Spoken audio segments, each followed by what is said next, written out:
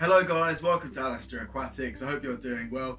I'll jump right into it. The topic of today's video is an update on my Nano Reef aquarium. Okay, so the aquarium is a Fluval Evo, it's 54 litres and it's set up with coral and currently has 2 clownfish as the tank occupants.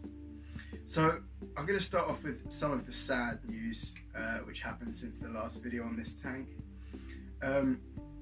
As you'll remember, I used to have 2 small clownfish in this tank, and I did notice that in the last video one of the clownfish was being a bit more aggressive to the other, and there were some definite signs of nipping and some signs of aggression, which isn't uncommon when you've just added 2 new clownfish together.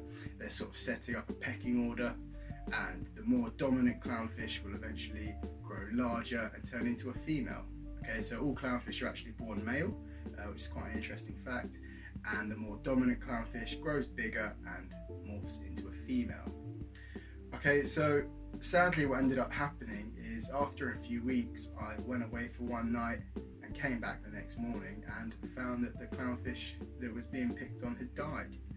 And you know, this was really gutting, really did set me back a bit. I just left the tank with just the 1 clownfish in it for a few weeks. I was pretty upset, and I was a bit confused because in the past I've kept clownfish before that are small and relatively the same size and had no issues. So I was a bit confused and just a bit disheartened. And you know, I'd been testing the water quality throughout the time my tank had been set up, and the water parameters were fine, the coral was doing great, the fish showed no signs of ill health. There were just ripped fins I noticed, and yeah, after a few weeks you know, the more aggressive clownfish got the better of him, which yeah, really sad news. But moving on to some more positive news, what I ended up doing after a few weeks of just having that aggressive clownfish by himself, I thought, okay, either this tank is just going to have the 1 clownfish or I'm going to try for a pair, but this time I want to be more prepared and I don't want anything to go wrong. You know, because when adding a new clownfish to a single clownfish that's been in a tank, it's you know, my research shows, and you know, my experience in the past is there is normally a bit of aggression for a few days, you know, a bit of pecking, a bit of nipping each other, a bit of chasing, just to sort of set that pecking order within the tank. Excuse the noise, my tortoises are very active today. There's a heat wave that's currently hit us here in the UK. So I decided to add another clownfish because I did want a pair in this tank, and what I decided to do is go for a clownfish that was a bit bigger than the small aggressive clownfish I knew I had back home in my tank. And within a few seconds of adding him to the tank, you can immediately see the difference. The smaller, more aggressive clownfish was turning on his side and shaking his body, which is a sign of submission. And from then on, they've been absolutely fine together. There's no aggression. The larger clownfish isn't aggressive towards the smaller clownfish, and the smaller clownfish isn't aggressive towards the larger clownfish. Okay, so I'm really glad, really excited to let you guys know that news. Fingers crossed it stays that way. And just a heads up for you guys out there that sometimes in this hobby things can happen that we can't predict. It might go against our research or against our previous experiences, and we've got to remember that fish do have their own personalities. You know, for example, my fighting fish Alpha, who you will have seen in my past videos, he is a very placid, calm fighting fish.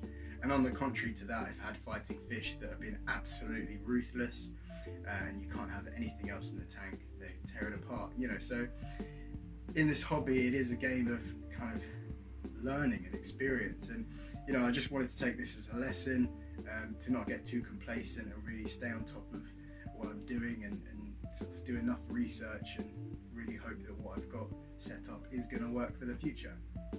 So moving on to some of the more positive changes that's happened with this tank, I have got some more coral, and the coral that I did have in the tank has grown a bit, which is really cool, really good to see. The Kenya tree coral I've got is really starting to bush out, it's looking nice. The green star polyps have exploded in growth, and I've got a few new coral. Okay, so I've got a white finger leather coral, a neon green singularia coral, which is another soft coral from Australia. Okay, really neon green colour, really beautiful coral. And I have 2 neon green toadstool corals. They're all quite small at the moment. You know, they will grow hopefully over time and reach some quite impressive sizes. So that'll be quite cool to see in the tank. It's going to be a really fun progression to see this tank evolve over time. And the clownfish are doing great. They're not nipping at the coral. There's no problems like that. You will also notice another change I've made to the tank is I have added a small in-tank refugium.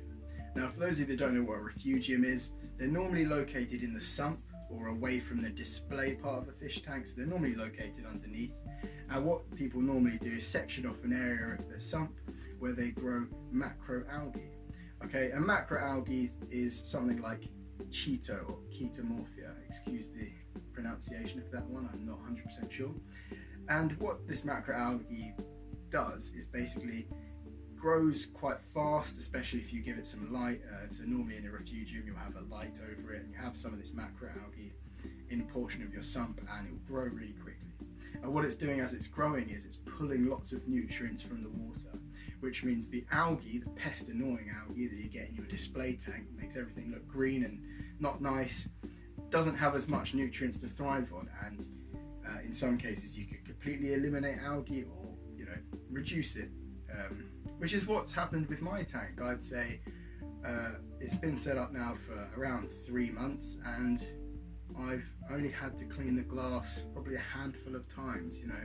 So I am getting some algae. It hasn't completely eliminated the algae in my tank, but it's definitely reduced it as far as I can tell. And you know, the growth rate of the Cheeto macroalgae has been quite fast. You know, each week I'm pulling out a small clump, which tells me it's doing its job. Okay, that's really great.